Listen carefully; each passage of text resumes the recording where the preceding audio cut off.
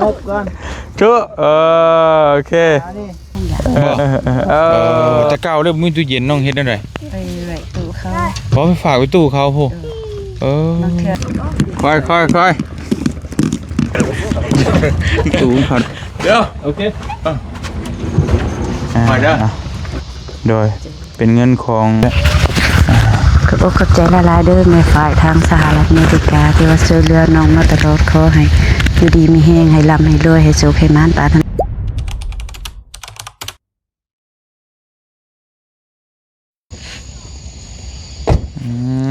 เจ้ากลุ่มเยอะขึ้นเนาะพวก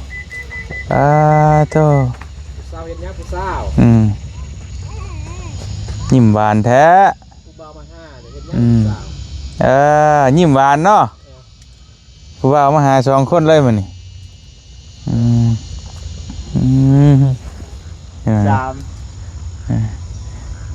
ยิ้มให้ขนาดนี้ไม่หวั่นไหวหน่อยเหรอบ่าวเด้บ่าวนุ่งบ่พอสดก็มือเดียวสบายดีเด้อพี่น้องเอ้ยกับทักทายสบายดีพ่อแม่พี่น้องเบิดสุขุทุกคนเนาะคือเก่าพี่น้องเอ้ยทักทายสบายดีมาฮอดไวในมื้อก็บ่ไวปานใดก็พอดีทันตะเว้นเกือบตกดินพี่น้องฮอดแล้วต่อจากคลิปบ่าวนุ่งเนาะผู้โชคดีรู้แล้วเย็นเจี๊ยบคุณแหละพี่น้องเลยเจ้าของเพิ่นเนาะน้องหนูโธ่อีนั่งมาพี่นี่มาทางอีนั่งมาทางเมย์มันเหรอมาเบิดหันเมย์อีนั่งไปอุ้มไปปุ๊เอิ้นเมย์อีนั่งเนี่ยไปอุ้มผู้บ่าวก็ได้ผู้ใดก็ได้เอิ้นไหมบ่มียุบกันบ่มีอีกเลยเป็นไรผมกล้าหยอกแล้วบ่ไปอุ้มลูกชายไปมีคนห่วงล่ะมีคนห่วงผู้สักเติมแล้วมีคนห่วงนะมีคนมีเจ้าของแล้วสักเติมแล้วก็ได้หัวพี่น้องยกให้น้องเมฆหรือบ่ไว้เลยหยอกกันไปหยอกกันมาอยู่นี่แหละพี่น้องเนาะแต่ขี้หยอกไผมิตรเพิ่นได้เป็นผู้บ่าวได้มาพี่โธ่พี่น้องเนาะบ่ได้ไปใส่ให้แล้วเลยจะให้เราเป็นมาพี่ละเบิ่งแน่พ่อชื่อนี้มาให้เจ็บเอานะไอ้บุคือไปได้บ่เมฆคือสุดบ่เมฆจับกล้องเด้บ่เมฆน้องเมฆกันหลังไม้นะหน้ากล้องเด้อพุ่นนี่นบก่อนชุโอเคเลยฮะอะไรก็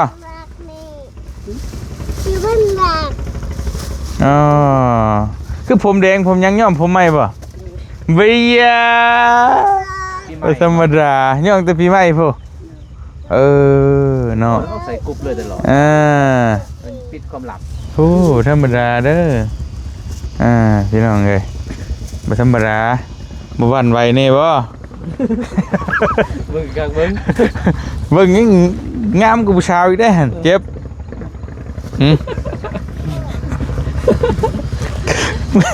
เมื่อยโอเคพอได้หัวหยอกมื้อเล็กๆน้อยหยอกวันละนิดจิตแจ่มใสมานี่แม่อีนั่งแม่ย่านี่แล้วของเจ้านี่มายกเอามีเดียบ่ดีฮะมีเดียมีแดง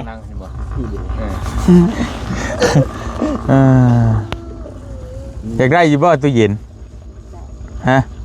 อยากได้ไปแช่เอาไปแช่ยัง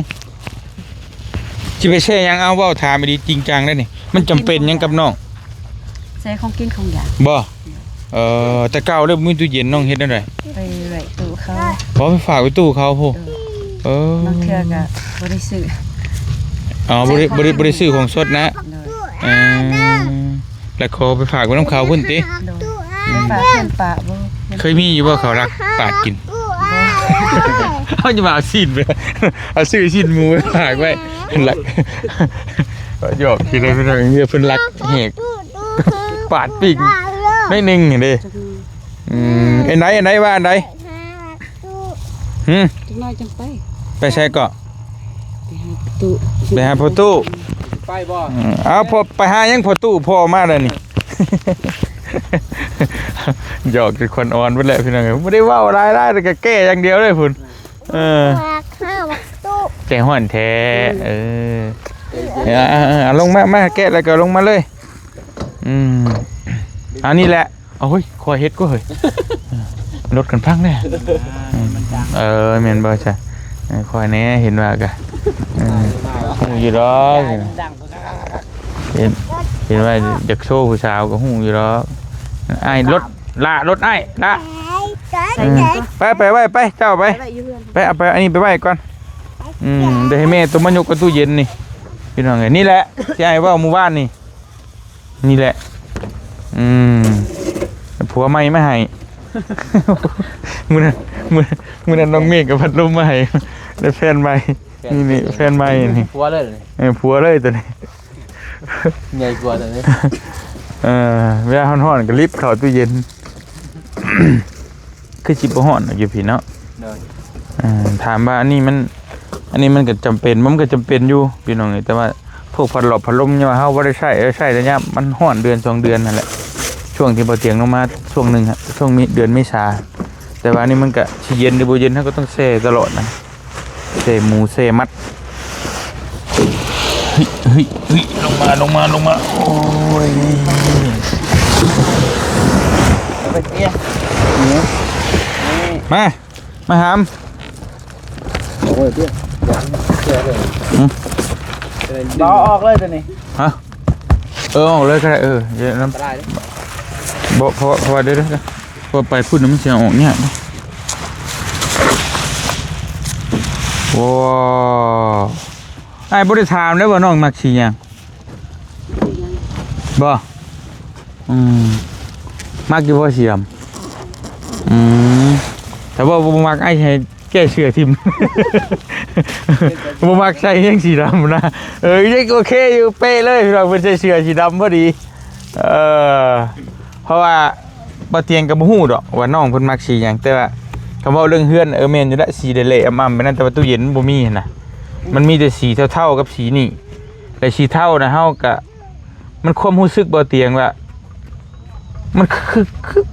ของเก่าหั่นน่ะแม่นบ่สีมันแบบแม่นอยู่สีมันแต่ว่ารู้สึกว่าตัวนี้มันเอี่ยมกว่านะพี่น้องเหลื่อมเนาะมันเหลื่อมมันงามก็ได้ซื้อตัวนี้มาเดี๋ยวอย่าเพิ่งมาพี่น้องเอ้ยมายกลงบ่ให้มันล่มเลยฮะไผสิล่มน้ำยามันนี่ใช่ไผสิว่าเอาล่มน้ำยาเด้น้ำยามันบ่ล่มแล้วไผสิบ่เฮาก็ล่มได้แล้วนอนเลยลอยดิครับเด้อทางนั้นเด้อได้บ่มันบ่ได้หนักปานใดหรอกแต่ว่าไปเด้อได้บ่ล่ะลงมาช่วยผู้สาวนะแม่เจ็บเว้ยนี่มาฟังนี้มาฟังพี่มาฟังนี้ได้ไหมพยามันดอก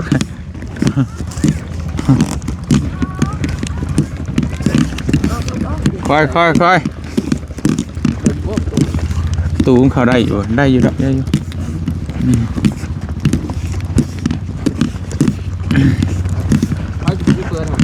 เฮ้ยจับเบืองนู้นโอ้ใส่เมื่อไหร่บ่ได้พอได้ชูนบ่ยังเฮ้ยไปคอยเลยกินก่อน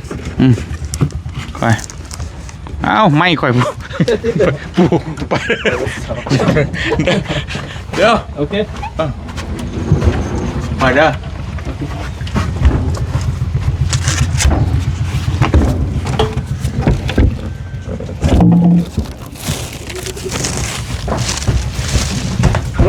โอเคผมลงก่อน นี่แหละเหมาะเจาะสุดละเคลียร์พื้นที่อยู่นี่กันหนูต้องมักบังไดหนูเนาะมอนี่แหละ เจ็บไปจุ่มเขา เก็บทุ่มเขาเก็บไป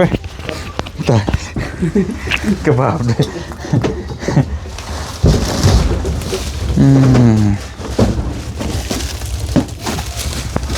เจ๊ได้ปุ๊บเดี๋ยวจะไปใช้เข่าบ้าง ไก่นี่ก็ พูดไปพังนะ ไข่เจ๊เนี่ยนะ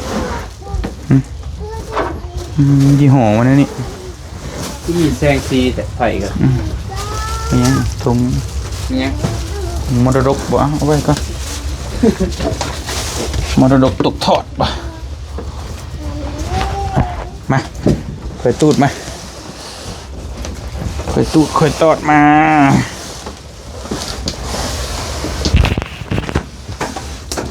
ดีงามเนาะ เป๊ะเป๊ะเวอร์ เอาใส่ครับ โอเคเดี๋ยวเพิ่งเสียบเด้อโอ้อะไรมันจะเป๊ะเวอร์ขนาดนี้ เลยเนาะ ยู งามเลย มาประกอบอันนี้เอา แกบิดเลยตัวบิดน้ำไม้ นี่บ่เด้ ใส่ตัวบิดอ่ายเลย วิทย์ไฟ ตัวบิดบ่เจ็บ ใส่ตัววิทย์กระท่วงบุญคุณบ่ ปวดพูดเอาทุกดอกเอาทุกอย่างนะเจ็บ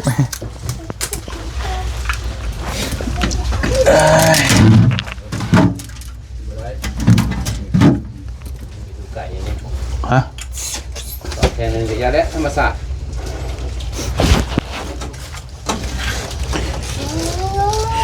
ต้องให้เบานุ่งหรอกสายสร้างนะ บ่นี่เพิ่นว่าได้นี่เห็น ฮะ นี่ต้อง อ๋อเมนบ่อ๋อ เจ็บเลย ไปดูเพื่อนเจ้าของก็บ่เห็นเห็ดหยัง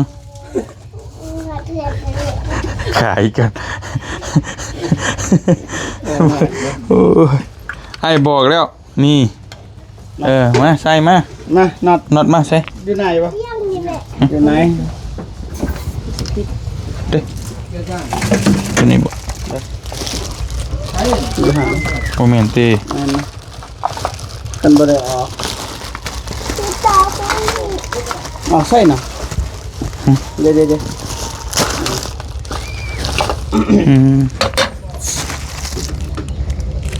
่ทางนี้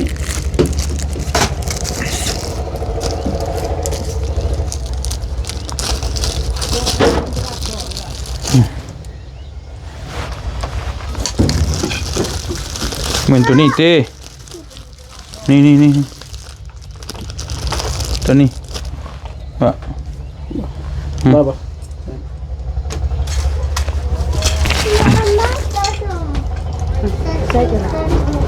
เอาเฉพาะดินเลิศน่ะเด้อมาพี่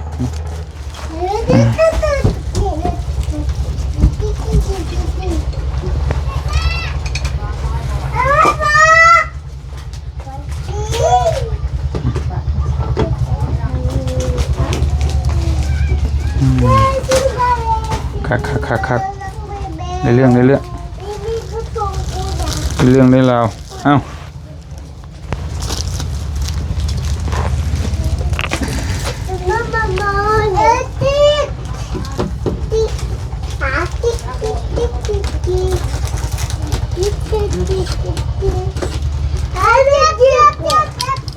โอเคโอ้แน่น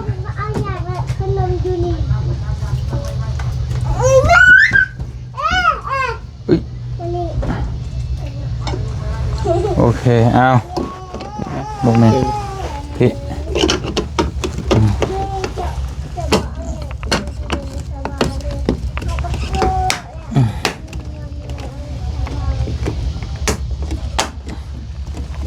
เอาจับตัวลุงเทิงก็ได้ละ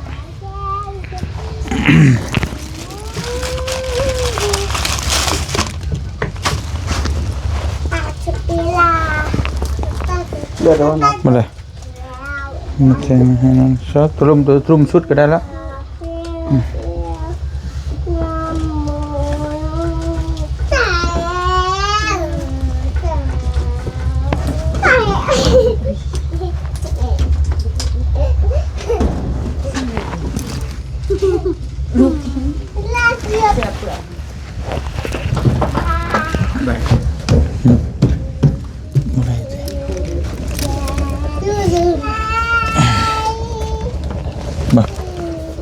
ด้อ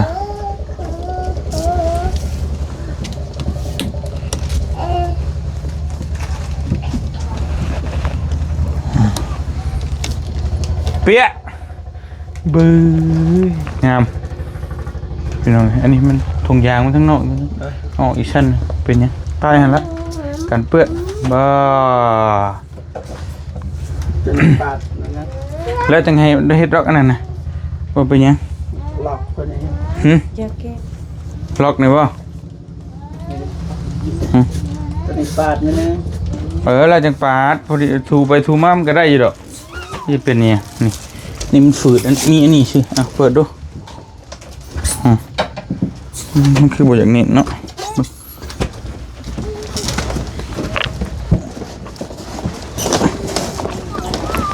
มันจะว่าเวลาเปิดจับตัวนี้นะ มันยัง มาทำมันตี ของใหม่เด้ ใหม่เด้ ของใหม่มันอยากเน้นถ้ามันเก่าไปแล้วลุย ไล่ใครเอง ลุย ปิดเขาแล้วก็หอย มันออกเองนะจะพลาดเลย เมื่อยเลยโอเครู้เรื่องแกะให้เบิดนะ ให้ไปแกะเองก็ได้ดอกแกะครั้งนี้แท้รู้สึกว่าจะเนาะบริการเป็นพิเศษเนาะ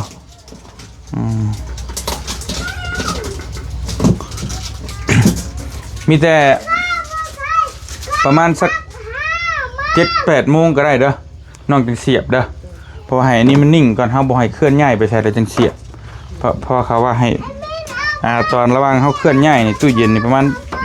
หลังจากเฮาเคลื่อนย้ายได้2 ชั่วโมงจังเสียบไฟเพราะว่ามันน้ำยามันยังให้มันน้ำยามันนิ่งก่อนนะโอเคละพี่น้องเอ้ย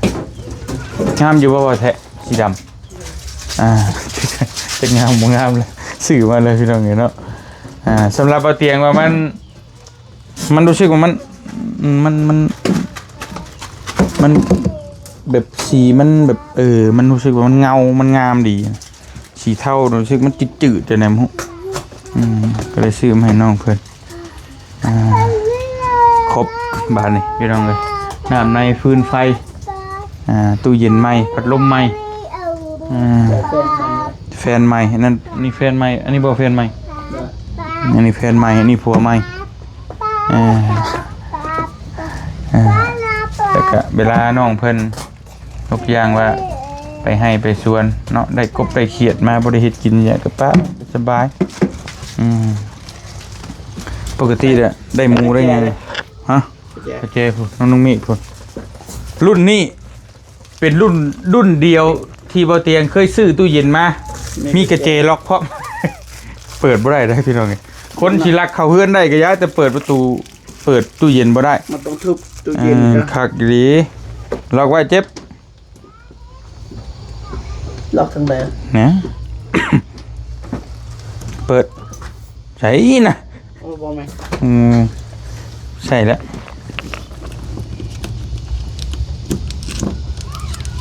แม่นบ่มึงดูมันเกิดมาจ้ะเด้บูตู้เย็นล็อกได้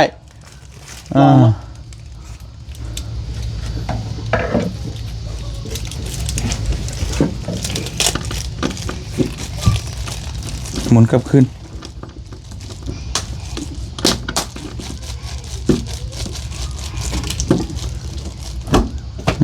ตาย น้องยันเขาเนี่ยโอเคได้แล้วมีแต่บัตรสิไปหันไปนี่ก็ล็อกแต่ว่ามันกับปกตินั้นเนาะเขาล็อกเพื่อนนี่ก็แล้วดอกว่าเห็นบ้ากันเลยแต่ว่าเฮ็ดแบบคล้ายๆว่าตู้เย็น ที่แบบตามห้านค้าห้านหยังนั่นเทื่อมันอยู่นอกนะบ่ได้อยู่ในเฮือนน่ะเฮ็ดล็อกไว้ให้ก็โอเค โอเคไปเรียบร้อยพี่น้องเนาะลงมาลุมพี่ก็ได้มามันมืดมันปี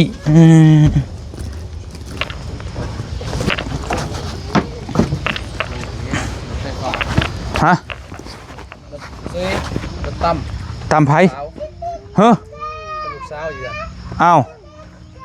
เจ็บเฮงบ่ ก็บ่ยังไปได้บานเมื่อไหร่ โอ้ อยู่แคมป์เดือนรถไฟฟ้า ตัวถีบไฟฟ้าน่ะ ตัวนี้เนี่ยตัวมันเป็น3 โอ้สั่งว่าแท้ ไปหมอ ไปแล้วบ่ไฟพาไป เมียพาไปสักยารถเด็กหน่อยนะครับบ่เป็นพี่น้องเป็นครับบ่เป็นแล้ว อืม เลยอยู่แคมป์นี่แลนลินอยู่แคมป์เลยแคมป์เพื่อนทุยไปเลยหมดบ้านหมดให้วากๆมึง อืมไปแล้วกันมันจะเมื่อเบิ่งนั่นแหละไปพี่น้องเนาะเอ้ามีแต่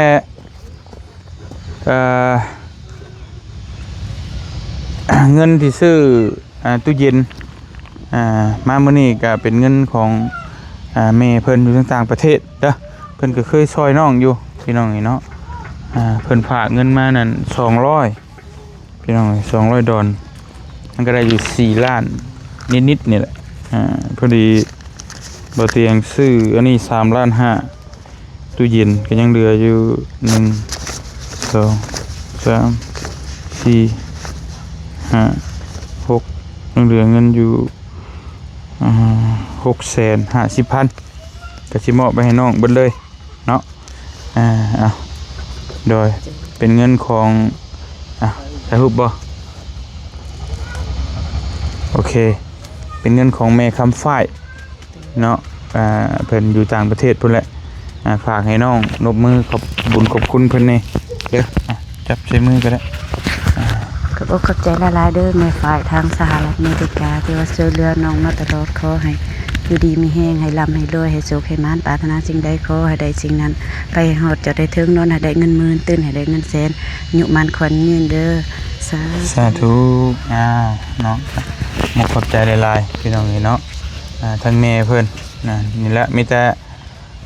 เอาไว้ใส่เครื่องใส่ของนั่นแหละเนาะเครื่องของสดอาหารสดนั่นแหละพี่น้องเฮ็ดแนวใดไปจังว่ากันเฮาก็ไปมันค่ำเลยลูกเบานุ่งกับรถเสี่ยวส้นพร้อมไปซะอย่าเลาะไว้ใส่ก็ไว้แล้วนี่เฮ็ดผู้สังของแท้มันอยู่เทิงปุ๊โอเคเด้อไอ้กลับก่อนเด้อพี่น้องไงฟ้าวนี่โอ้ยเนาะจะไปเบิ่งก่อนเอาบ่นำบ่ค่ะ เอาไปบ่ได้เด้เป็นยังสวยมันซื้อ ลูกเต้าเนาะบ่ได้เจ็บแฮงบ่เบิ่ง ก็บ่เจ็บเพิ่นโทรมาหนึงกำลังไปซักยาก็มันเด็กหน่อยเลยทุยได้ทุยสันทุนนะหลากไปเลยเด้โอ้แต่เพิ่นมันก็นักเติบแล้วมันลากแต่ว่าดีแต่รถไฟฟ้ามันบ่แม่นรถจักรก็ฝานบ่ไหวเด้มันค่อยกับมันรถน้อยหั่นแหละมันน้อยโอ้น้อยได้รถนั่นรถ3กิ่งสีเห็นบ่สีฟ้าเฮาเห็นเฮานั่งกินข้าวเห็นแต่ว่าเด็กน้อยครับเสียวไปเลยในอยู่แก้มเลยเป็นดินนี่หน่อยบ่เป็นได้ก็ไปใส่พี่น้องเลยจังว่ากันเนาะจะเล่นตัวนี้เล่นเมื่อเบิ่งทางลูกเบานุ่งโอ้ยพี่น้องเลยรถเสี่ยวรถไฟฟ้าเนี่ยเด็กน้อยมันยากพี่น้องเลยสิได้เว้ากันอีกเด้เนาะอะไรกันช่วยนั่นแหละฟังเหมือนว่าคนจะเจตนาผมบอกได้เด็กน้อยไปจังได๋ก็ขอบคุณในไลน์ทั้งแม่คำฝ้ายเนาะที่ฝากเงินฝากคำมาช่วยเหลือทั้งน้องหนูให้อยู่ดีมีแฮงสุขภาพแข็งแรงให้ร่ำให้รวยเด้อพี่น้องเด้อเนาะสาธุไปจักคอมบ่แล้วบัด